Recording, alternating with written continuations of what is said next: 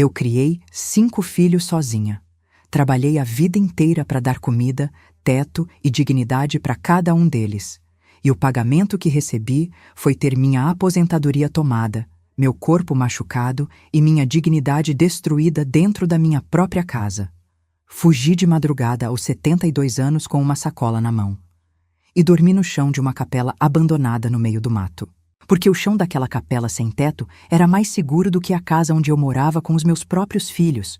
Oh, meus queridos, minhas queridas, que bom que vocês vieram me fazer companhia hoje. Que bom mesmo.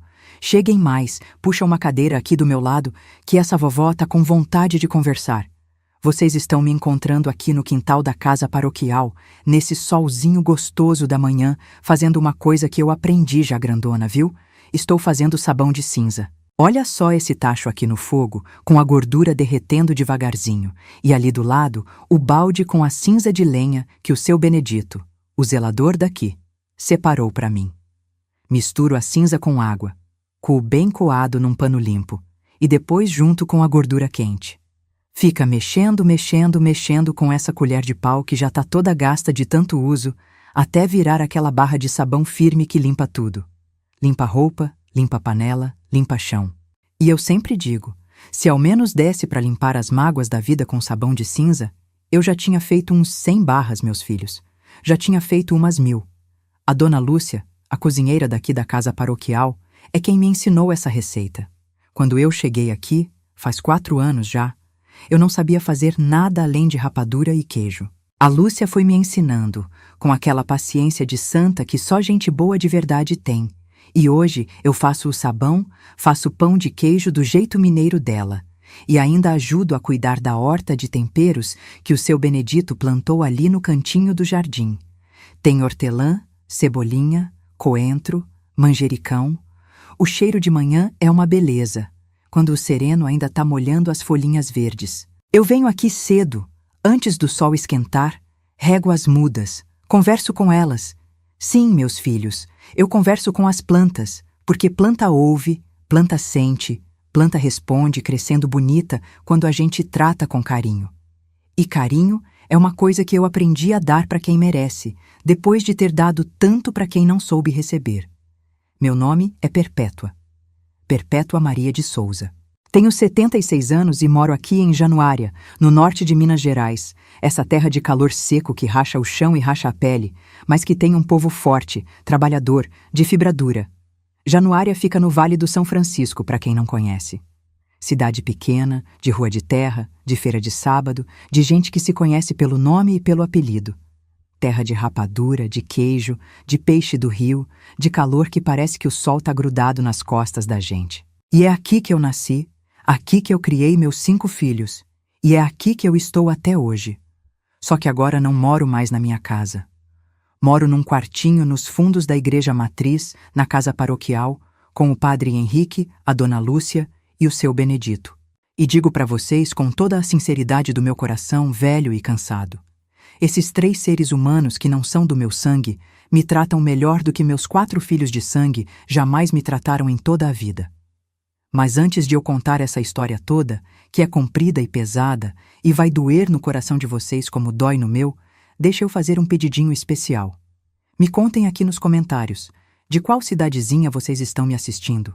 E em que horinha do dia vocês encontraram esse vídeo dessa vovó aqui? De manhãzinha, com o café quentinho na mão, depois do almoço naquela preguicinha gostosa, ou já de noitinha se preparando para descansar? Eu sempre leio todos os comentários, viu? Todos, um por um, com meus óculos na ponta do nariz.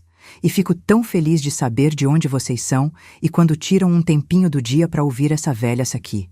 Me conta, tá? E se puder, aperta aquele botãozinho de like ali embaixo e se inscreve no canal, porque isso ajuda demais a levar essas histórias para mais gente que precisa ouvir. Cada like, cada inscrição é como se vocês estivessem estendendo a mão para alguém que está sofrendo calada. Combinado? Então vamos lá. Vamos criar essa corrente de carinho que essa vovó tanto gosta. Agora, meus filhos, prepara o coração. Porque o que eu vou contar para vocês hoje é a história mais difícil que essa boca já pronunciou em 76 anos de vida. É a história de como eu, uma mulher de 72 anos, com artrite nos joelhos e pressão alta. Tive que fugir da minha própria casa de madrugada, descalça, com uma sacola de supermercado na mão, e ir dormir no chão de uma capela abandonada no meio de um pasto. Porque a minha própria casa, a casa que meu marido Osvaldo construiu tijolo por tijolo, com as mãos calejadas dele durante 8 anos, tinha virado o lugar mais perigoso do mundo para mim. E quem transformou ela nesse inferno não foi bandido, não foi estranho, não foi vizinho ruim. Foram os meus próprios filhos. Os meninos que eu amamentei no peito, que eu criei sozinha depois que o pai deles morreu, que eu dei tudo o que tinha e o que não tinha, que eu passei fome para dar comida, e que me pagaram com o que nenhuma mãe nesse mundo merece receber. Eu nasci aqui em Januária mesmo, em 1950, num dia quente de agosto, que minha mãe contava que o calor estava tão forte que ela teve que jogar baldes de água no chão de terra da casa para refrescar o ar antes de me parir. Minha mãe se chamava Doralice Ferreira de Souza. Uma mulher miúda, magra de osso, cabelo liso preto que ela prendia num coque igual eu faço até hoje, com aqueles grampos de metal que a gente comprava no armazém do seu Nicanor, ali na rua de baixo. Mulher de fibra, de enxada, de roça, de sol na cara e terra nos pés. Nasceu e morreu em Januária, minha mãe. Nunca viu o mar, nunca andou de avião, nunca pisou numa cidade grande. Mas criou 6 filhos com a força que tinha nas mãos rachadas e a fé que carregava no peito. Fé de mulher sertaneja, que reza de noite olhando para o céu e de manhã levanta antes do galo para acender o fogão. Minha mãe era assim, e eu puxei a ela em tudo, menos na sorte com os filhos. Meu pai era o Tibúrcio de Souza. Homem alto, seco, de pele escura queimada de sol de tanto trabalhar na roça sem camisa. Trabalhava na plantação de mandioca e no garimpo de cristal lá pro lado de Gruta de Maquiné, quando a seca apertava e a roça não dava o suficiente. Homem calado, de poucas palavras, daqueles que fala mais com os olhos do que com a boca, mas braço forte e coração bom. Nunca encostou a mão em nenhum de nós com raiva, nunca levantou a voz para minha mãe, nunca chegou em casa com cheiro de cachaça fazendo arruaça. Era daqueles homens do sertão que trabalha de sol a sol, chega em casa, lava o rosto e os braços no balde de alumínio, senta na porta da frente, enrola um cigarrinho de palha com fumo de corda que ele mesmo plantava e fica ali olhando o céu alaranjado de Januária até a janta ficar pronta. Morreu de infarto em 1978, sentado naquela mesma porta, olhando aquele mesmo céu. Quando minha mãe foi chamar ele para jantar, ele já estava frio. Tinha 58 anos. Eu tinha 28 e já era casada com o Osvaldo. Nós éramos 6 irmãos. Eu era a terceira. Tinha o Geraldo, o mais velho, que era calado e forte igual meu pai. Depois a Bastiana, que cantava bonito e lavava roupa no rio com minha mãe desde cedo. Depois eu. Depois o Dimas, que era arteiro demais e vivia apanhando de chinelo. A Lindinalva, que era a mais bonita de todas nós, cabelo comprido que chegava na cintura. E o Toinho, o caçula, que nasceu fraquinho e minha mãe teve que rezar 9 novenas para ele sobreviver o primeiro ano. Casa de 6 filhos no sertão mineiro é casa barulhenta, meus queridos.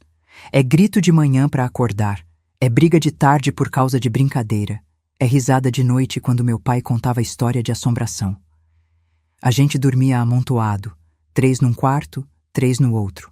Colchão de palha de milho no chão, coberto com lençol feito de saco de farinha que minha mãe branqueava no sol e costurava com linha grossa. Banheiro era o mato atrás da casa, com uma latrina que meu pai cavou. Água era do Rio São Francisco, o velho Chico, como a gente chamava, que a gente carregava na lata de 18 litros na cabeça, andando uns 500 metros de estrada de terra, debaixo daquele sol quente de Januária que fazia a gente enxergar miragem no horizonte. A casa era de adobe, telhado de telha colonial que vazava quando chovia forte, chão de terra batida que minha mãe varria 3 vezes por dia para não juntar poeira demais. Tinha uma sala, 2 quartos e a cozinha com fogão a lenha que ficava aceso o dia inteiro, porque sempre tinha panela no fogo. Feijão, arroz, angu, farinha torrada e, quando Deus ajudava, um pedaço de carne seca que meu pai trazia da feira. No quintal, um pé de manga enorme que dava sombra para o terreiro inteiro. Minha mãe secava a roupa debaixo daquele pé de manga e a gente subia nos galhos para comer manga madura direto do pé, com o caldo escorrendo pelo braço e as abelhas unindo em volta querendo a mesma fruta. A infância foi pobre, meus filhos, mas foi boa. Era feliz e a gente não sabia. Brincava de pique-esconde no terreiro, de casinha debaixo do pé de manga, de pegar peixe no rio com meu pai nos domingos de tarde. Minha mãe fazia bolo de fubá no fogão a lenha nos aniversários, e a gente comia aquele bolo quentinho com leite fresco de vaca que a vizinha Dona Generosa dava de presente. Natal em Januária era festa. Missa do galo à meia-noite, fogueira no terreiro, canjica com canela, e meu pai tocando viola de cabaça enquanto a gente dançava em volta do fogo. Era simples, era humilde, mas era amor, era família de verdade. Eu estudei até a 4ª série, porque naquele tempo, no sertão, menina não precisava estudar muito. Minha mãe dizia, Perpétua, aprende a ler, a escrever e a fazer conta, que o resto a vida ensina. E a vida ensinou, meus filhos. A vida ensinou de um jeito cruel, mas ensinou. Eu sei ler, sei escrever, sei fazer conta de cabeça mais rápido que muito computador por aí. Porque a vida no sertão exige que a gente calcule rápido. Quanto de farinha dá para semana, quanto de feijão sobra para o mês, quanto de rapadura vende na feira para pagar o remédio. Quando eu completei meus 18 anos, conheci o Osvaldo Ribeiro de Souza. Pedreiro. Homem moreno, forte, de mão grossa e sorriso bonito. Conheci ele na feira de sábado, eu vendendo rapadura com minha mãe e ele comprando material de construção na loja do seu Zacarias, ali na praça. Ele olhou para mim, eu olhei para ele, e foi aquela coisa que a gente não explica, sabe? Aquele mexer no peito que não tem remédio. Ele começou a aparecer na feira todo sábado, comprava rapadura que nem gostava, só para me ver. Minha mãe percebeu, deu risada e disse, "Esse aí tá comprado, Perpétua." Namoramos 1 ano, tudo certinho, com respeito. Ele ia na minha casa, conversava com meu pai, tomava café com bolo de fubá e às 9 horas da noite ia embora, porque meu pai não deixava rapaz ficar depois das 9. Casamos em 1969. Eu tinha 19 anos e ele 24. Casamento simples, na igreja matriz de Januária, com vestido emprestado da Bastiana e bolo feito pela minha mãe. Festa no quintal de casa com forró de sanfona, cachaça e a vizinhança toda dançando até o sol raiar. Foi o dia mais feliz da minha vida. Até hoje, quando fecho os olhos, eu ainda vejo o sorriso do Osvaldo naquele dia. O Osvaldo era bom. Era homem de verdade. Trabalhava de pedreiro, chegava em casa sujo de cimento, tomava banho, sentava para jantar comigo e me perguntava como tinha sido meu dia. Nunca gritou comigo. Nunca levantou a mão. Nunca me fez chorar de tristeza. Começou a construir nossa casa em 1988, tijolo por tijolo, nos finais de semana e nas horas vagas. Levou 8 anos. 8 anos de suor, de cimento, de tijolo, de cansaço. Terminou em 1996. 3 quartos, sala, cozinha, banheiro. Quintal com pé de manga e um tanque de lavar roupa. Muro baixo de tijolo e portão de ferro que rangia quando abria. Rua de terra no bairro São Gonçalo, periferia de Januária. Não era grande, não era bonita, mas era nossa. Construída com o suor do meu marido e o sonho que a gente sonhava junto. Morreu em 1998, 2 anos depois de terminar a casa. Morreu afogado no Rio São Francisco. Foi pescar num domingo de manhã, como fazia todo domingo desde que eu o conheci. Saiu com a vara de pesca, o chapéu de palha e aquele sorriso que iluminava a casa. Não voltou. Acharam o corpo na segunda-feira, rio abaixo, preso numa raiz. O chapéu de palha boiando na margem. Disseram que foi cãibra, que a correnteza levou. Eu não sei. Só sei que naquele dia o sol de Januária ficou frio para mim. E nunca mais esquentou direito. Fiquei sozinha com 5 filhos. O Adenor tinha 19 anos. O Gildásio, 16. A Nildete, 13. O Ronildo, 10. E a Edivânia, 7. 5 bocas. Uma aposentadoria de viúva miserável e os braços dessa mulher aqui que vocês estão vendo. Comecei a fazer rapadura em casa e levar para a feira de sábado. Fazia queijo também, com leite que eu comprava da dona generosa ali da vizinhança, que tinha 2 vacas no quintal. Acordava 4 horas da manhã todo dia. Fazia a rapadura, fazia o queijo, embalava tudo em folha de bananeira, colocava no balaio, botava na cabeça e ia andando até a feira, uns 2 quilômetros. Vendia, voltava, cozinhava, lavava, passava. Todo santo dia, sem folga, sem férias, sem ninguém para me ajudar, porque os filhos eram pequenos e precisavam de mim, e eu precisava ser forte por eles. Criei os 5. Dei comida, dei teto, dei roupa, não dei luxo porque não tinha, mas dei dignidade.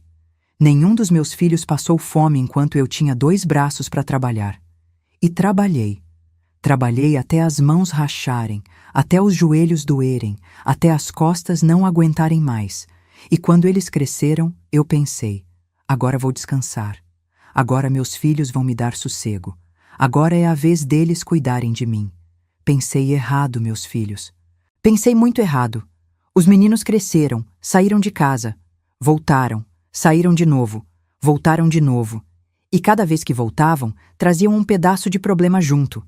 Nenhum foi embora de verdade, só a Edivânia, a caçula, que foi para Montes Claros trabalhar como auxiliar de limpeza num hospital. Os outros 4 ficaram em Januária. E um por um, como se tivesse combinado, foram voltando para minha casa. Para a casa que o Osvaldo construiu. O Adenor voltou primeiro, em 2015. Tinha se separado da mulher. Chegou com uma mala e uma cara de derrota. Mãe, deixa eu ficar uns dias. Eu abri a porta, porque mãe abre a porta. Sempre abre. Os dias viraram semanas, as semanas viraram meses, e os meses viraram anos, e ele nunca mais saiu. O Gildásio voltou em 2016. Tinha perdido o emprego na cerâmica, perdido a mulher que foi embora com outro, perdido tudo o que tinha construído. Chegou numa noite de sexta-feira, cheirando a cachaça, com a roupa amarrotada e os olhos vermelhos. Mãe, só essa noite. Uma noite virou 2, 2 viraram 10, 10 viraram o resto da vida dele ali dentro. E veio com um companheiro invisível que nunca mais largou. A garrafa. A Nildete voltou em 2017. O marido dela era caminhoneiro, vivia na estrada, sumia meses sem dar notícia. Ela não tinha dinheiro, não tinha como pagar aluguel, não tinha para onde ir. Veio com 2 filhos, meus netos, que na época tinham 14 e 16 anos. Mãe, é temporário. O temporário está durando até hoje. O Ronildo voltou em 2018. Chegou magro, olho fundo, dente caindo, com aquele aspecto de quem não come direito e não dorme faz tempo. Eu sabia o que era. A vizinhança inteira sabia. Aquela coisa maldita que destrói gente por dentro. Mas eu não falei. Não tive coragem. Porque ele era meu filho. E mãe, mesmo sabendo a verdade, tem uma parte do coração que insiste em acreditar na mentira que o filho conta. Mãe, eu tô limpo. Me deixa ficar. Não estava. Nunca ficou. Em 2019, minha casa de 3 quartos tinha 8 pessoas morando. Eu, 4 filhos adultos e 2 netos. Num espaço que o Osvaldo construiu pensando em 4. E tudo, absolutamente tudo, nas minhas costas. Minha aposentadoria pagava a comida, a luz, a água, o gás, o remédio. Eu sustentava todos, porque mãe sustenta. Mãe sempre sustenta. Até quando as pernas tremem, até quando o corpo pede socorro, até quando a alma já não aguenta mais carregar o peso. Mãe sustenta. Até o dia em que não pode mais. E o dia em que eu não pude mais, meus queridos, não veio de uma vez. Veio aos poucos. Veio chegando de mansinho, como água de enchente que sobe devagar, e quando a gente percebe já está na cintura. Não começou com pancada. Começou com voz, com grito, com falta de respeito. Com o olhar que te diminui até você se sentir do tamanho de uma formiga no chão da própria casa. O Gildásio, quando bebia, e bebia todo o santo dia de manhã, de tarde e de noite, ficava transtornado. Gritava comigo de madrugada, 2, 3 da manhã, eu acordava com o barulho da porta do meu quarto sendo chutada. Cadê comida? Faz comida, tô com fome. E eu levantava. Com o corpo doendo, com os joelhos estalando, com o coração acelerado de medo, eu levantava e ia fazer comida para um homem de 50 e poucos anos que gritava com a própria mãe de madrugada como se ela fosse uma empregada que ele podia maltratar. Porque se eu não fizesse, ele quebrava as coisas. Já tinha quebrado a televisão num chute de bêbado. Já tinha arrebentado o ventilador jogando contra a parede. Já tinha espatifado o espelho do banheiro com um murro. E cada coisa que ele quebrava, eu que não tinha dinheiro para repor. O Ronildo era diferente. O Ronildo era pior. Porque o Gildásio era barulhento, mas o Ronildo era imprevisível. Na crise daquela coisa que ele usava, ficava com os olhos arregalados, as mãos tremendo, andando de um lado para o outro pela casa como um bicho enjaulado. Jogava a cadeira no chão, esmurrava a parede até os nós dos dedos sangrarem. Uma vez, arrancou a torneira da pia da cozinha com a mão, num surto, e a água jorrou pelo chão da cozinha inteira, enquanto ele gritava palavras que eu não vou repetir aqui. Outra vez, e essa eu guardo no peito como uma cicatriz que nunca fecha, ele pegou a faca grande da cozinha, aquela de cortar carne, e ficou andando pela casa com ela na mão, falando sozinho, os olhos vidrados, o corpo tremendo. Eu corri para o meu quarto, tranquei a porta. A tranca era fraca, um trinco fino de parafuso, e rezei. Rezei a noite inteira ajoelhada no chão, com as mãos juntas e os lábios tremendo, pedindo a Deus que aquele homem não entrasse. Que aquele homem que saiu do meu ventre não entrasse no meu quarto com aquela faca. Não entrou. Deus ouviu. Naquela noite, Deus ouviu. Mas nem sempre ouviu, meus filhos. Nem sempre. O Adenor não era violento do jeito dos outros dois. O Adenor era frio, calculista. Ele percebeu desde o começo que a minha aposentadoria era a única renda daquela casa. E tomou conta. Quando o dinheiro caía na conta, no dia 5 de cada mês, ele ia comigo no banco. Para ajudar, mãe. A senhora tem dificuldade com essa coisa de senha, de caixa eletrônico. No começo, eu achava que era cuidado. Achava que ele estava me protegendo. Mas com o tempo, ele passou a ir sozinho. Ficou com o meu cartão. Sabia a minha senha. Sacava tudo. Me dava R$ 200 por mês.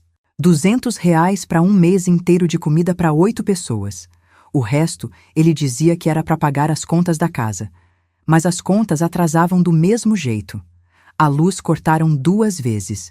Eu ficava no escuro, cozinhando no fogão a lenha com vela. A água cortaram 1 vez. Eu ia buscar no vizinho com balde, igual fazia quando era menina no Rio. Eu pagava R$ 200 de aposentadoria em arroz, feijão e farinha.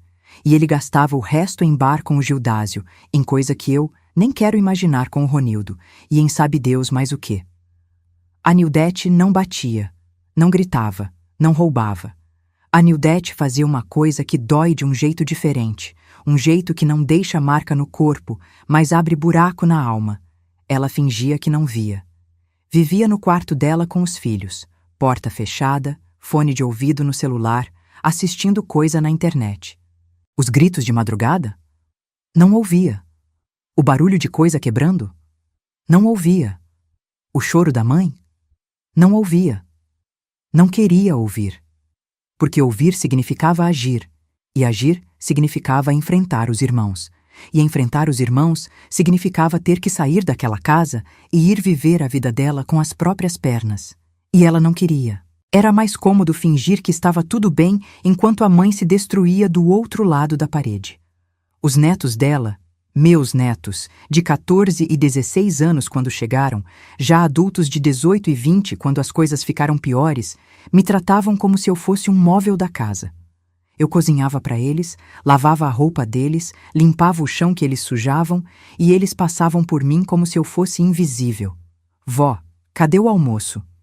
Sem bom dia, sem por favor, sem obrigado. Sem um abraço, sem um sorriso, sem um "a senhora tá bem?" Nada. Eu era a mulher que fazia a comida aparecer e a roupa ficar limpa. Fora isso, eu não existia. Mas o que me destruía de verdade, meus filhos, era o que acontecia de madrugada. E eu preciso contar isso, mesmo que doa, mesmo que a voz fale, porque se eu não contar, quem vai contar? Quem vai avisar outras mães que isso pode acontecer com elas também? O Ronildo, quando ficava naquele estado de desespero, quando o corpo dele pedia aquela coisa maldita e ele não tinha dinheiro para comprar, ele entrava no meu quarto no meio da noite. Eu acordava com o barulho, com o rangido da porta, com os passos no escuro, e o meu coração disparava de um jeito que eu achava que ia morrer ali mesmo, de infarto, igual meu pai. Ele vinha até minha cama. Não para fazer maldade de homem, graças a Deus isso não, mas para revistar. Ele revirava meu colchão, meu travesseiro, minha bolsa velha, meu guarda-roupa de compensado, procurando dinheiro, procurando qualquer coisa que pudesse trocar por aquele veneno. Ele me agarrava pelo braço. Apertava com aquela mão de homem desesperado, com aquela força de quem não tá mais no controle do próprio corpo. Cadê o dinheiro, velha? Eu sei que a senhora esconde. Cadê? E eu dizia que não tinha, porque não tinha mesmo, porque o Adenor já tinha levado tudo. Ele apertava mais. Me sacudia, me jogava de volta na cama como se eu fosse um boneco de pano. Revirava tudo de novo, e quando não achava nada, saía batendo a porta com tanta força que a parede tremia. Isso acontecia 3, 4 vezes por semana, sempre de madrugada, sempre no escuro, sempre com aquele cheiro. Um cheiro químico, amargo, que impregnava a roupa dele e o corredor por onde ele passava. Eu parei de dormir. Ficava sentada na cama, as costas encostadas na parede, com os olhos arregalados na escuridão, a noite inteira, esperando a porta abrir, o coração martelando no peito a cada barulho, o vento na janela, o cachorro do vizinho latindo, o portão de ferro rangendo. Qualquer coisa me fazia pular de susto. Qualquer coisa me fazia tremer. O Gildásio bêbado também entrava no meu quarto, não para revistar, para gritar. Ele ficava na porta ou entrava e ficava em pé no meio do quarto escuro, cambaleando, e gritava coisas que nenhuma mãe deveria ouvir de um filho. Coisas que rasgam por dentro. Coisas que uma pessoa não esquece nunca mais. Eu ficava encolhida na cama, tapando os ouvidos com as mãos, chorando sem fazer som. Porque eu aprendi que se eu fizesse som, se eu chorasse alto, ele gritava mais. Então eu chorava calada, mordendo o lençol, engolindo o soluço, deixando a lágrima correr pelo rosto e molhar o travesseiro em silêncio. E quando ele ia embora, eu virava para o lado, abraçava o travesseiro molhado e ficava ali, tremendo, até o sol nascer. O Adenor sabia de tudo. O quarto dele era parede meia com o meu. Ele ouvia os gritos, ouvia o barulho das coisas sendo jogadas, ouvia eu chorando. Não fazia nada. Nunca fez. Porque o Adenor tinha feito a conta. Se enfrentasse os irmãos, eles podiam ir embora. E se fossem embora, ele perdia a desculpa para continuar controlando meu dinheiro. Porque com os irmãos ali, precisando de comida e luz e água, ele justificava o controle da aposentadoria como administração das contas da casa. Sem os irmãos, a farsa acabava. Então, ele ficava no quarto dele, de olho fechado e ouvido aberto, deixando a mãe ser destruída, porque a destruição da mãe era o preço que ele aceitava pagar para continuar vivendo de graça. Eu tinha 72 anos nessa época. Artrite nos joelhos que não me deixava andar direito. Pressão alta descontrolada porque o Adenor não comprava meu remédio. Dizia que era caro, que não tinha dinheiro, mesmo tendo a minha aposentadoria inteira na mão. Princípio de diabetes que ninguém tratava. Não tinha força para lutar. Não tinha dinheiro para ir embora. Meu cartão do banco estava com o Adenor. Não tinha telefone. O Ronildo tinha vendido meu celular por R$ 30 para comprar droga. Não tinha para quem pedir ajuda. Os vizinhos ouviam os gritos. Em Januária, cidade pequena, todo mundo ouve tudo, mas ninguém se metia. É briga de família, diziam, e passavam reto. Olhavam para o outro lado, fechavam a janela. Nunca é briga de família, meus queridos. Nunca. É uma velha sendo destruída dentro da própria casa pelos filhos que ela criou com as próprias mãos. Eu vivia presa dentro daquela casa sem precisar de cadeado. A porta não tinha tranca por fora, mas eu estava tão presa quanto se tivesse. Presa pelo medo, presa pela fraqueza do corpo, presa pela vergonha, porque tem vergonha, meus filhos, de confessar para o mundo que seus próprios filhos te maltratam. A gente sente como se a culpa fosse nossa, como se a gente tivesse errado em algum lugar, como se a gente tivesse criado errado, e essa vergonha cola na gente como breu e não sai. Eu ia na feira de sábado, quando me deixavam ir, quando tinha dinheiro para ir, com a manga comprida para ninguém ver os roxos nos braços, com um sorriso ensaiado para ninguém perceber que por dentro eu estava desabando. E o povo cumprimentava: "Bom dia, Dona Perpétua. Como vão os meninos?" E eu respondia: "Vão bem, graças a Deus." Mentira. A maior mentira que eu contei na vida. E contei todo sábado, por anos. A Edivânia, minha caçula lá em Montes Claros, ligava uma vez por mês. "Mãe, tudo bem?" "Tudo bem, minha filha." Porque o Adenor ficava do lado, ouvindo cada palavra. Uma vez eu tentei dar um sinal. Disse: "Tá tudo igual por aqui, filha. Igualzinho." Esperando que ela percebesse algo na minha voz, algo no jeito de falar. Não percebeu. Porque era mais fácil acreditar que estava tudo bem. Porque Montes Claros é longe. Porque a vida dela lá era difícil também. Porque ninguém quer acreditar que a mãe está sofrendo quando não pode fazer nada. E o telefone, um dia, parou de atender. Porque o Ronildo vendeu o aparelho. E eu fiquei sem fio nenhum com o mundo de fora. A decisão veio numa noite de maio de 2022. O Ronildo entrou no meu quarto às 2 da madrugada. Eu estava sentada na cama como sempre, encostada na parede, com os olhos abertos no escuro. Ouvi os passos no corredor. O coração disparou. A porta rangeu. Ele entrou. Mas dessa vez era diferente. Eu senti. O ar ficou diferente. A energia ficou pesada. Ele veio até a minha cama e eu vi um brilho na mão dele. Aquela faca. A faca grande da cozinha que eu usava para cortar carne nas raras vezes que tinha carne para cortar. Encostou a lâmina fria no meu pescoço. O hálito dele na minha cara. Aquele cheiro que não tem nome, cheiro químico, cheiro de veneno, cheiro de coisa podre que destrói o ser humano de dentro para fora. "Mãe, eu preciso de R$ 50. Agora. Se a senhora não me der, eu juro que faço uma desgraça." Eu olhei para o meu filho. Para aquele ser que estava ali na minha frente, com uma faca encostada no pescoço da mulher que deu a vida para ele. E eu vi no rosto dele o menino que teve catapora e que eu passei 5 noites acordada passando pano molhado nele. O menino que teve febre e eu andei 4 quilômetros de madrugada com ele no colo até o posto de saúde. O menino que, quando tinha medo de trovão, vinha dormir abraçadinho comigo. Aquele menino, eu disse, embaixo do colchão, debaixo do meu corpo. Ele me empurrou para o lado, sem cuidado, sem dó. Levantou o colchão, achou R$ 80 que eu escondia ali fazia semanas, guardando centavo por centavo do pouco que o Adenor me dava para comprar remédio de pressão. Pegou tudo, guardou no bolso, saiu sem dizer uma palavra, bateu a porta. Eu fiquei sentada na cama, sem me mexer, sem chorar, sem sentir. Fiquei ali olhando para o escuro e uma clareza desceu na minha cabeça.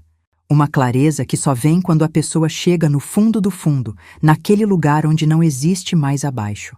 A clareza era essa: se eu ficar nessa casa, eu morro. Morro dessa faca, morro de infarto, morro de pressão alta sem remédio, morro de tristeza, morro de abandono. Qualquer morte. Mas morro aqui dentro. Naquela madrugada, eu não dormi. Mas pela primeira vez em muito tempo, não fiquei acordada de medo. Fiquei acordada de decisão. Esperei o sol apontar. Às 5 horas, quando a casa estava no silêncio dos desmaiados, o Gildásio desmaiado de cachaça na sala, o Ronildo desmaiado de droga no quarto, o Adenor roncando pesado, a Nildete no quarto dela com a porta fechada como sempre.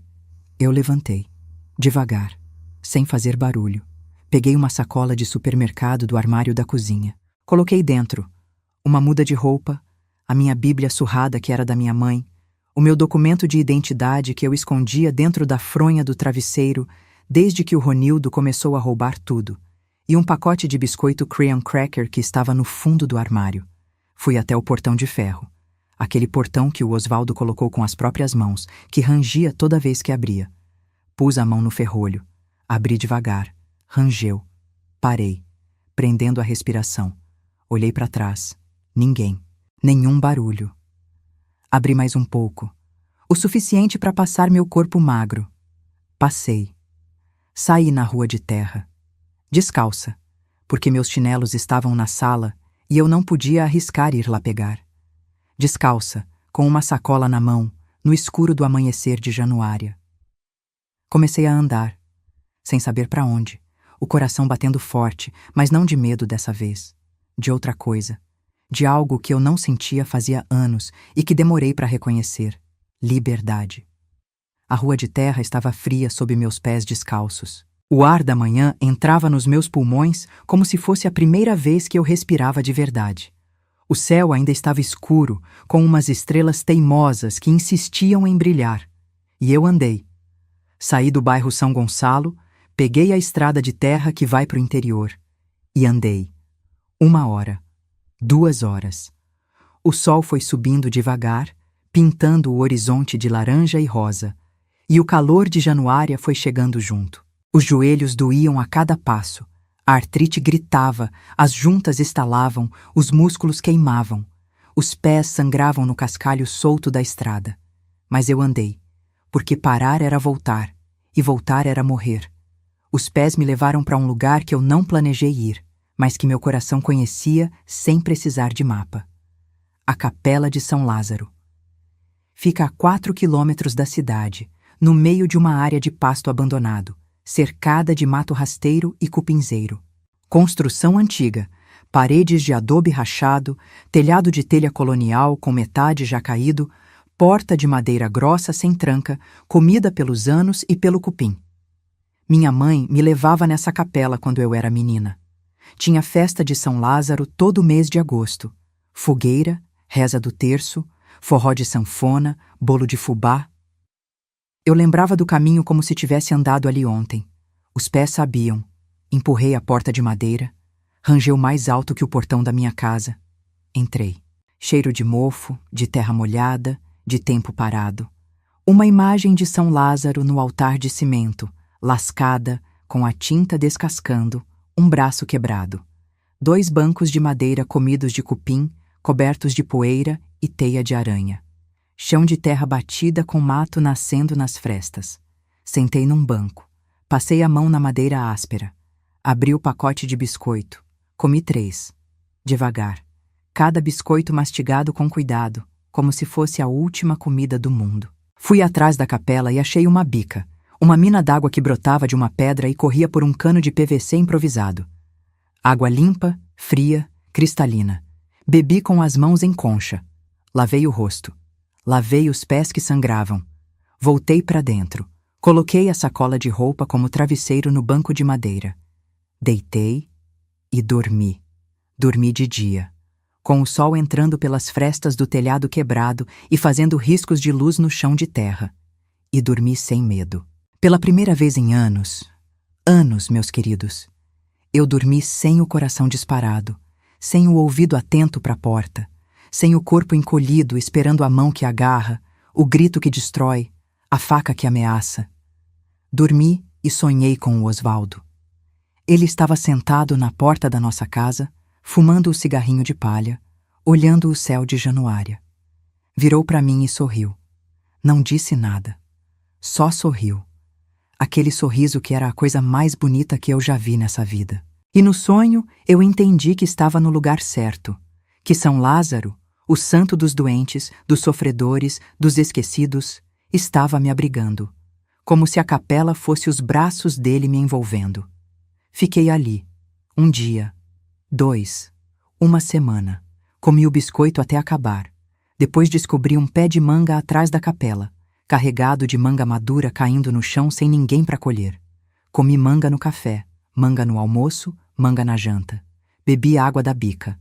Dormia no banco de dia e de noite. A porta eu travava por dentro, encostando o outro banco contra ela. Não era uma tranca de verdade, mas era o suficiente para eu ouvir se alguém tentasse entrar. Não tinha luz elétrica, não tinha banheiro. Fazia minhas necessidades no mato como fazia quando era menina no sertão. Não tinha colchão, não tinha lençol, não tinha chuveiro, mas não tinha faca no meu pescoço. Não tinha grito no meu ouvido de madrugada, não tinha mão me agarrando no escuro. Não tinha filho me chamando de coisas que cortam mais fundo que qualquer lâmina. Era o suficiente. Naquele momento da minha vida, aquilo era o suficiente. Na segunda semana, numa manhã de junho de 2022, eu estava sentada no banco com a Bíblia aberta no colo, lendo os Salmos, o Salmo 23, que minha mãe me ensinou de cor, quando ouvi um barulho de carro parando na estrada. Depois, passos no mato. Depois, a porta de madeira sendo empurrada.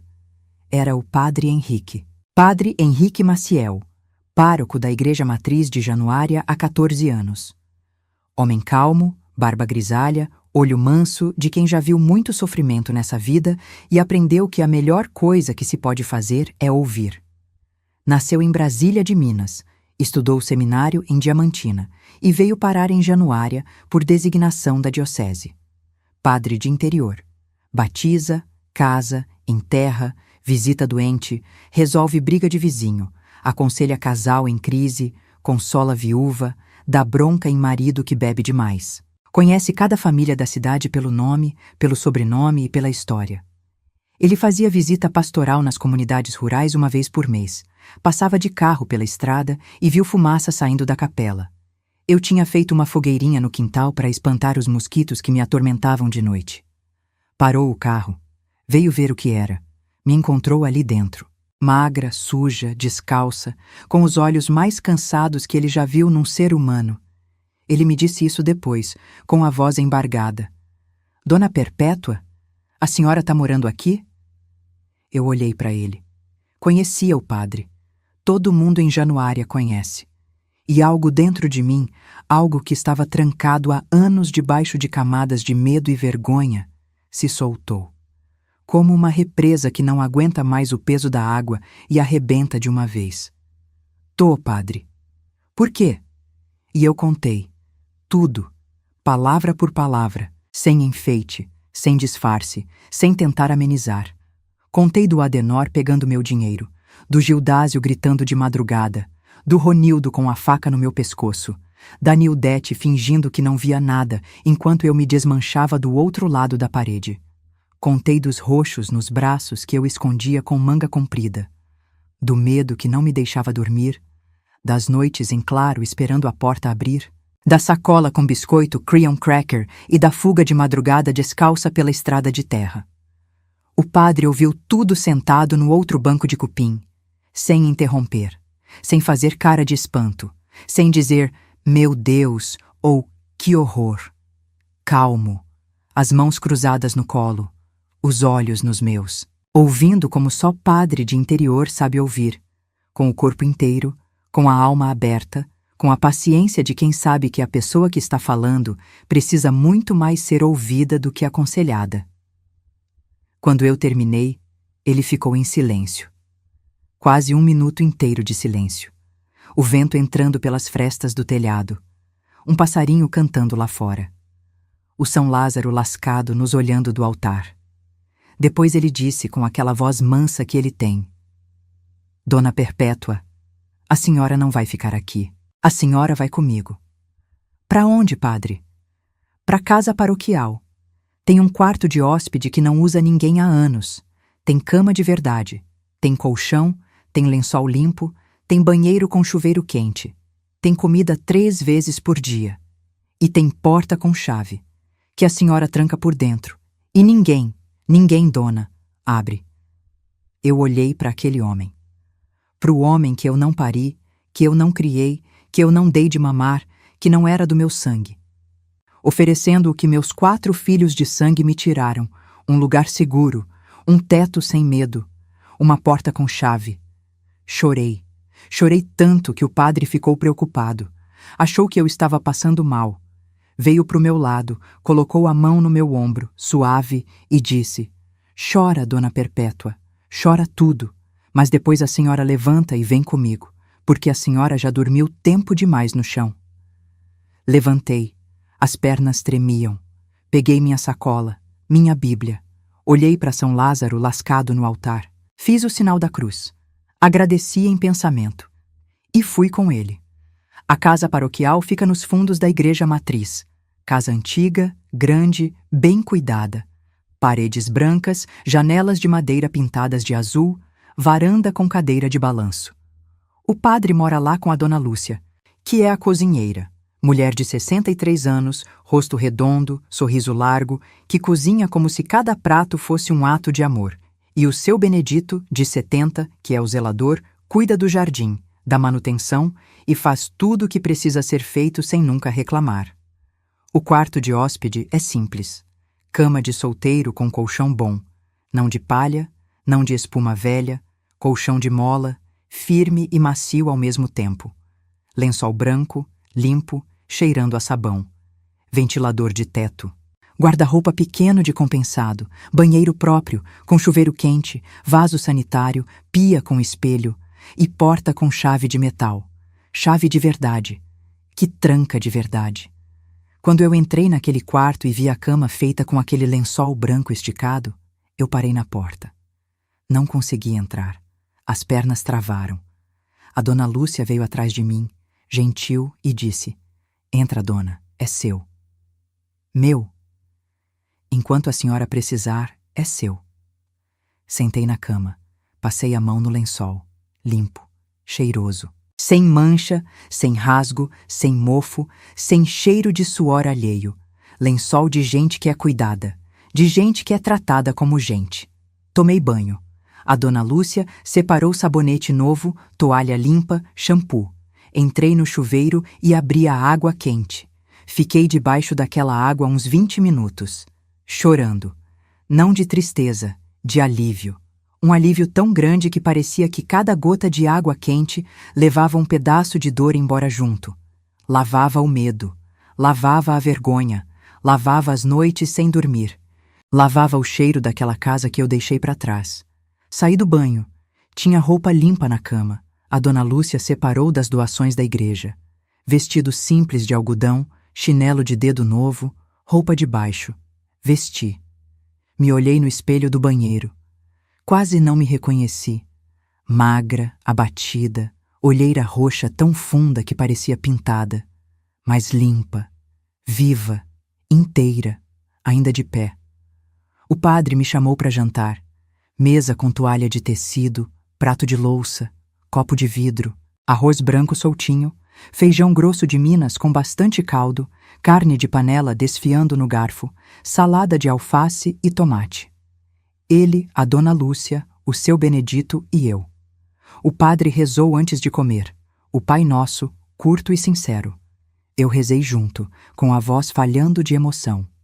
E comi, devagar. Cada garfada era um retorno a ser gente, a ser tratada como ser humano, a comer numa mesa com gente que te olha nos olhos e te pergunta se quer mais.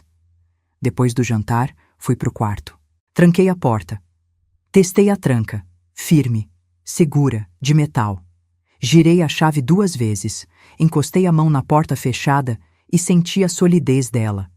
Ninguém ia entrar, ninguém ia gritar, ninguém ia me agarrar no escuro. Deitei na cama. Apaguei a luz, e o único som que eu ouvi foi o ventilador de teto girando devagar e um grilo cantando no jardim do seu Benedito. Dormi às 9 da noite. Acordei às 8 da manhã seguinte. 11 horas de sono, sem acordar uma vez, sem pesadelo, sem pular de susto, sem apertar os olhos esperando o pior. 11 horas seguidas de paz. Quando abri os olhos e vi o teto branco da casa paroquial em vez do teto de telha quebrada da minha casa, eu soube com uma certeza que vinha do fundo da minha alma. Eu nunca mais volto. Nunca mais.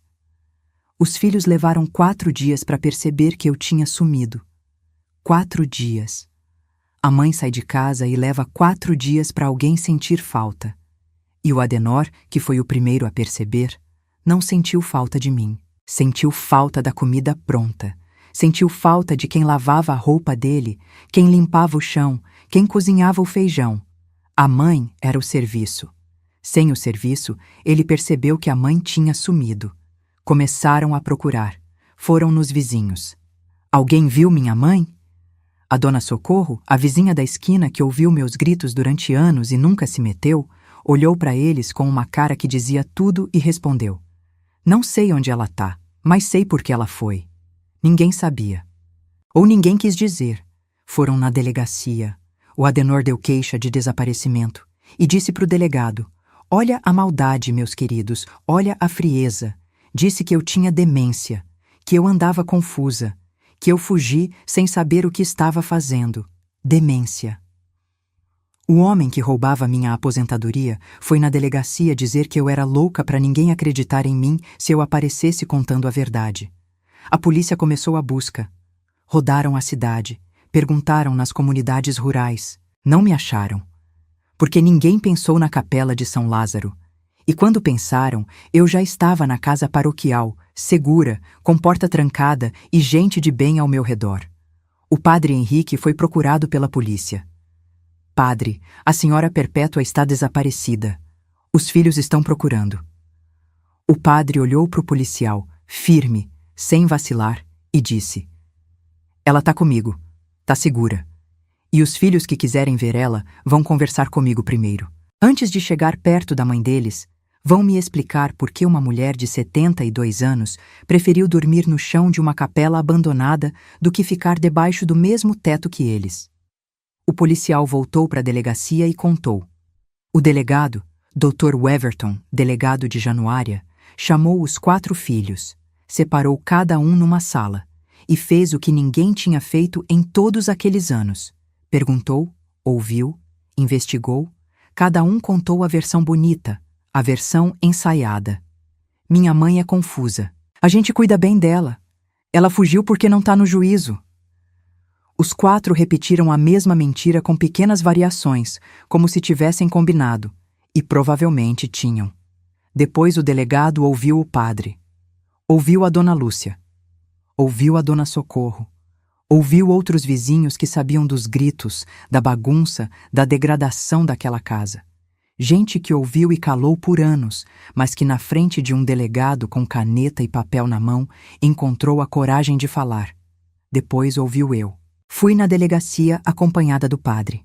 Sentei na frente do delegado e contei tudo, com calma. Sem chorar dessa vez. Já tinha chorado tudo que tinha para chorar. Contei do dinheiro controlado, dos gritos de madrugada, da faca no pescoço, do cheiro de droga, das noites sem dormir, do escuro que me engolia. Contei detalhado, com datas, com nomes, com lugares.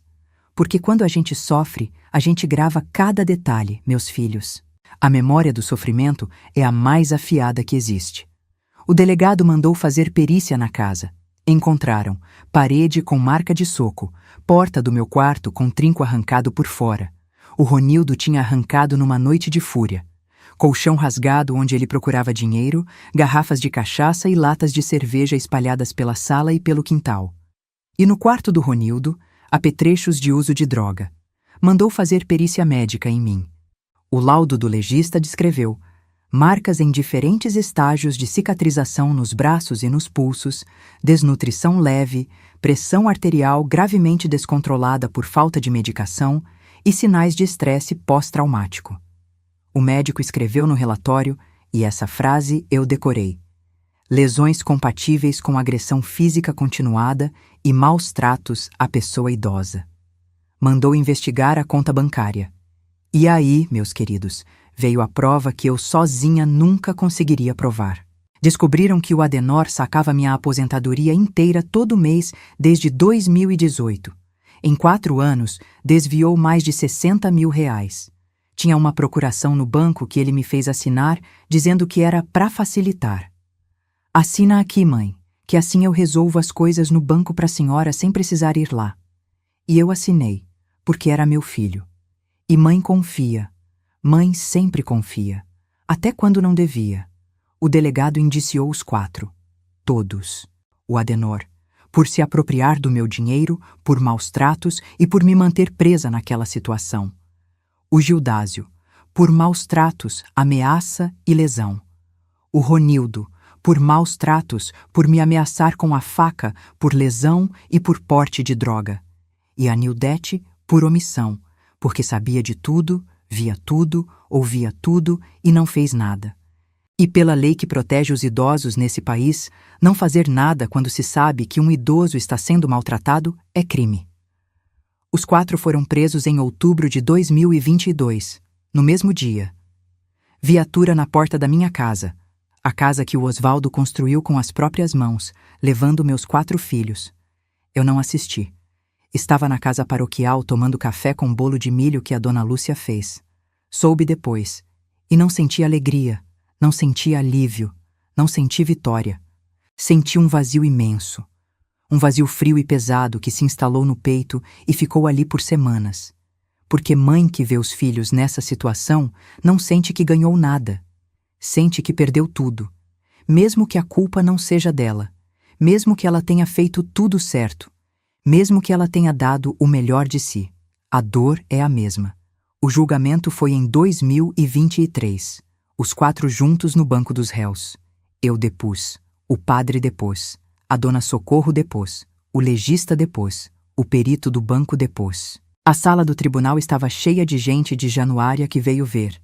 Gente que durante anos fingiu que não ouvia. Gente que fechou a janela quando eu gritava. Gente que disse, é briga de família, e passou reto. Estavam todos ali. E eu, diante do juiz, contei minha história mais uma vez, com a voz firme, sem chorar, porque eu já tinha aprendido que as minhas lágrimas não eram fraqueza, eram a prova de que eu sobrevivi. O Adenor foi condenado a 6 anos, o Gildásio, 4, o Ronildo, 8, a Nildete, 2 em regime aberto. No tribunal, o Adenor chorou e disse que me amava. O Gildásio ficou calado, olhando para o chão. O Ronildo xingou o juiz e foi retirado da sala pelos guardas. A Nildete pediu perdão de cabeça baixa, com a voz tão baixa que quase ninguém ouviu. O juiz, antes de ler a sentença, disse uma coisa que eu guardei no coração e que vou levar comigo até o dia em que eu fechar os olhos pela última vez. Ele disse que eu criei 5 filhos sozinha, que trabalhei a vida inteira para dar comida, teto e dignidade para cada um. E que o pagamento que recebi foi ter minha aposentadoria tomada, meu corpo machucado e minha dignidade destruída dentro da minha própria casa. Que eu fugi aos 72 anos e dormi no chão de uma igreja abandonada, porque aquele chão sem teto era mais seguro do que a casa onde morava com os próprios filhos. E que aquilo não era briga de família, era crime. Ia ser tratado como crime. A Edivânia, minha caçula, a única que saiu de Januária, a única que não participou, soube pela polícia. Ligaram para ela em Montes Claros como parente mais próxima não envolvida. Ela veio no dia seguinte, 6 horas de estrada. Chegou na casa paroquial com os olhos inchados de tanto chorar na viagem. Me viu sentada na varanda. Parou, me olhou e caiu de joelhos no chão de cimento.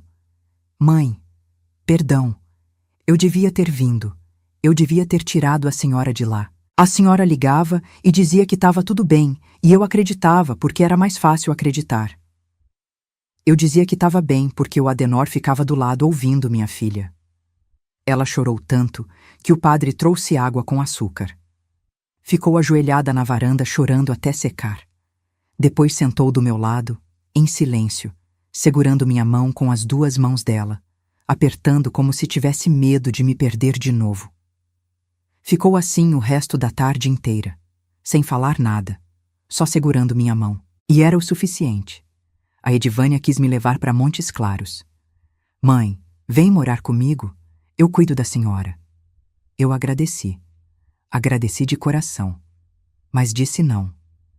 Minha filha, eu passei a vida inteira fazendo o que os outros queriam, indo para onde os outros mandavam, ficando onde os outros me colocavam. Agora eu tô num lugar que eu escolhi ficar. O padre me trata bem, a dona Lúcia me trata bem, o seu Benedito me trata bem. Eu tenho um quarto com chave. Eu durmo em paz. Pela primeira vez em muitos anos, eu tô em paz. Me deixa ficar. Ela entendeu. Ou tentou entender. Voltou para Montes Claros. Liga toda semana agora. Toda quarta-feira à noite sem falta. Vem visitar todo mês. Traz queijo e doce de leite de Montes Claros. Trouxe um celular novo para mim, com o número dela gravado na tecla 1. E de vez em quando manda uma mensagem no meio da semana que diz só: "Te amo, mãe." E eu respondo: "Eu também, minha filha." E é a conversa mais bonita que eu tenho na semana. Eu moro na casa paroquial até hoje. Já faz 4 anos. O padre Henrique nunca pediu para eu sair. Nunca cobrou nada. Nunca perguntou quando a senhora vai embora ou a senhora não quer procurar outro lugar. A dona Lúcia me ensinou a fazer pão de queijo do jeito dela, me ensinou a fazer sabão de cinza, me ensinou receita de bolo de fubá cremoso que eu nunca tinha provado igual. O seu Benedito me deu um pedaço do jardim para eu plantar meus temperos, minha hortelã, minha cebolinha, meu coentro, meu manjericão. Toda manhã eu vou lá, rego as mudinhas, arranco o matinho que cresce em volta e converso com elas. Porque é bom conversar com quem não te responde com grito. Eu ajudo na paróquia. Limpo a igreja antes da missa de domingo. Arrumo as flores do altar. Sempre flores do jardim do seu Benedito, ele não deixa comprar de fora. Dobro as toalhas do altar. Varro o pátio. Organizo os bancos. Não porque o padre pede. Porque eu quero. Porque eu preciso me sentir útil. Me sentir viva. Me sentir parte de alguma coisa que é boa. Na quarta-feira de noite tem grupo de oração, e eu vou. Rezo o terço com as senhoras da paróquia, tomo café com bolo depois, converso sobre a novela, sobre o preço do feijão, sobre o calor de Januária. Coisas normais, coisas de gente que vive em paz. O padre me trata como se eu fosse a mãe dele. Não com as palavras, porque padre é discreto, mas com os gestos. Separa a melhor fruta para mim no café da manhã. Quando vai para Montes Claros para a reunião da diocese, traz doce de leite e biscoito de polvilho para mim. No meu aniversário, 14 de agosto, fez bolo de chocolate e chamou a dona Lúcia, o seu Benedito e a dona Socorro para cantar parabéns. 5 pessoas. 4 velas no bolo representando as 4 letras de vida que ele escreveu com pasta americana. A melhor festa da minha vida. Melhor que qualquer aniversário com 30 convidados e mesa farta. Porque naquela mesa de 5 pessoas, todo mundo que estava ali queria estar ali. Todo mundo me olhava com carinho de verdade. Uma vez eu disse para ele: "Padre, o senhor me trata melhor que meus filhos." Ele ficou quieto um momento. Depois disse, olhando para mim com aqueles olhos mansos: "Dona Perpétua, eu não trato a senhora melhor. Eu trato a senhora como toda pessoa merece ser tratada. Se os seus filhos não aprenderam isso, a culpa não é da senhora. A senhora ensinou, eles que não aprenderam." Eu chorei, mas foi a última vez que chorei de tristeza. Depois disso, só chorei de outra coisa, coisa que eu achei que nunca mais ia sentir. Gratidão. Gratidão por estar viva. Gratidão por ter encontrado gente boa no caminho. Gratidão por aquele quartinho simples com porta de chave que me devolveu o direito de dormir em paz. A minha casa, a casa que o Osvaldo construiu tijolo por tijolo, tá lá, fechada. Com o portão de ferro rangendo no vento, o pé de manga dando fruta que ninguém colhe, o mato crescendo no quintal que eu varria todo dia. Eu não vendi, não voltei, não quero voltar. Aquela casa tem os fantasmas de 4 filhos que não souberam ser filhos, e eu não quero mais conviver com fantasma nenhum. A Edivânia me perguntou uma vez numa das visitas: "Mãe, a senhora não quer voltar para sua casa?" Eu respondi: "Minha filha, casa não é parede. Casa não é tijolo, não é telhado, não é quintal com pé de manga. Casa é onde a gente dorme sem medo. E a minha casa agora é um quartinho nos fundos de uma igreja, com um padre que me dá bom dia toda manhã, uma cozinheira que me guarda a melhor fruta e um zelador que me deu um pedaço do jardim dele. Eu não tenho quintal grande, não tenho pé de manga, não tenho 3 quartos. Tenho um quarto, com uma chave, que eu tranco por dentro. E de noite, quando eu deito na minha cama de lençol branco, o único som que eu ouço é o sino da igreja, tocando às 6 da tarde, e o grilo cantando no jardim do seu Benedito.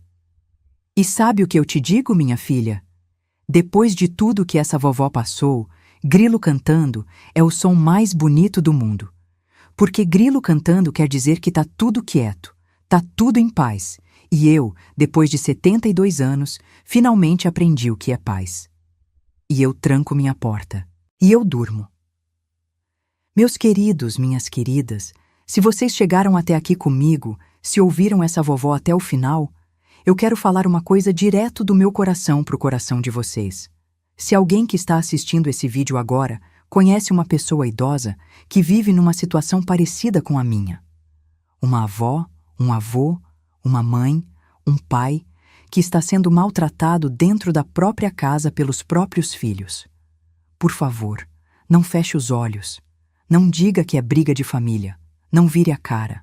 Não espere que alguém faça alguma coisa. Seja você essa pessoa. Porque eu esperei anos que alguém me ajudasse. E ninguém veio. Até que eu mesma tive que me salvar, fugindo descalça de madrugada com uma sacola na mão. E não devia ser assim. Nenhuma mãe de 72 anos devia precisar fugir da própria casa para encontrar paz. Cuidar de quem nos criou não é favor, é obrigação, é respeito, é humanidade. Eu dei tudo o que tinha para os meus filhos. Dei leite do meu peito, dei noite de sono, dei suor, dei saúde, dei juventude. E eles me devolveram medo, dor e solidão. Mas eu não conto essa história para que vocês sintam pena de mim. Eu conto para que vocês abram os olhos.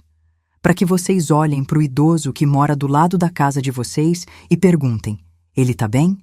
Ela tá segura?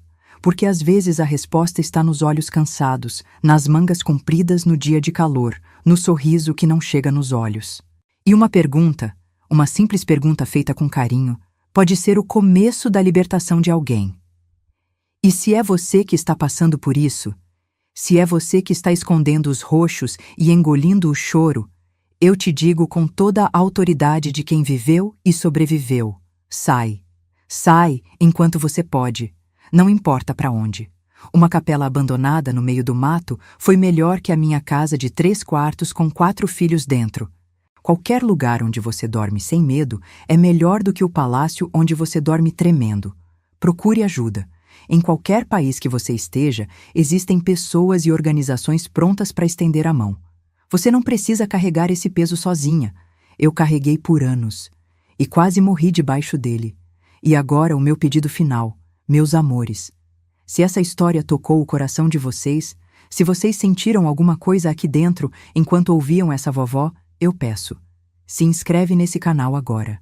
Aperta o sininho para receber as notificações, porque cada inscrição ajuda a levar essa mensagem para mais gente. E quem sabe o próximo vídeo não vai chegar na tela de alguém que precisa ouvir exatamente isso? Quem sabe não vai ser a mão estendida que eu nunca tive? Deixa um comentário aqui embaixo com a palavra chave, porque foi uma chave que me devolveu a paz. Uma chave simples, de metal, que tranca uma porta por dentro. E quem assistiu até aqui sabe o tamanho do significado que uma chave tem na minha história. Faz isso. Agora. Não espera nem mais 1 minuto. E se você conhece alguém que precisa ouvir isso, compartilha. Manda no grupo da família. Manda para a vizinha. Manda para quem você acha que pode estar sofrendo calada.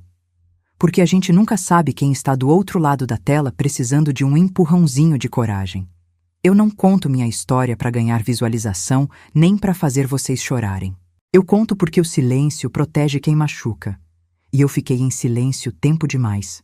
Cada vez que eu abro a boca e conto o que vivi, eu tiro um pedaço de poder de quem me fez sofrer. E dou um pedaço de coragem para quem ainda está sofrendo. Isso aqui não é entretenimento. É alerta, é mão estendida. É uma velha de 76 anos dizendo para outra velha lá do outro lado: você não está sozinha. Eu passei por isso. E sobrevivi. E você também pode. A dignidade e o respeito não têm idade e não conhecem fronteira. Não importa em que país você esteja, não importa que língua você fale, não importa se você é nova ou velha, rica ou pobre. Ninguém merece viver com medo dentro da própria casa. Ninguém. Se você está passando por isso, busque ajuda na sua região. Existem leis que te protegem. Existem pessoas que se importam. O primeiro passo é o mais difícil, mas eu te garanto, o primeiro passo é o que salva. Eu dei o meu primeiro passo descalça, numa estrada de terra, às 5 da manhã. E ele me trouxe até aqui, até esse quartinho com chave, até esse sabão de cinza no quintal, até esse grilo que canta de noite no jardim, até essa paz que eu achei que nunca ia conhecer. Obrigada por me ouvirem, meus queridos. Que Deus abençoe cada um de vocês. Que proteja cada avó, cada avô, cada idoso que está precisando de cuidado nesse mundo. E que transforme cada coração duro em coração de gente. Um beijo dessa vovó aqui de Januária. Cuida dos seus velhinhos. Eles merecem. E eu vou lá trancar minha porta e dormir em paz.